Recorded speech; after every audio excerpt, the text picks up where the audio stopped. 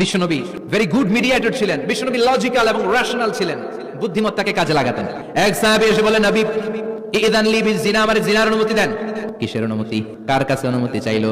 অন্যান্য সাহাবারা এই যুবক ছেলেটাকে ধমকাতে লাগলো, বসো, এই মিয়া বসো, বিশ্বনবীর কাছে কি কথা বলে এগুলা?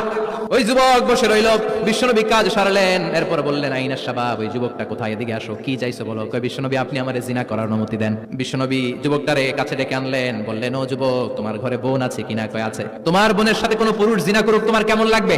সে বলে, আমি এই পুরুষটারে হত্যা করবো। তোমার ঘরে মা আছে কিনা? আছে। তোমার মায়ের সাথে এরপর পুরুষ জিনা করবে, কেমন লাগবে? কয়, আমি সাইজ করবো ওরে। তোমার ঘরে স্ত্রী আছে কিনা? আছে।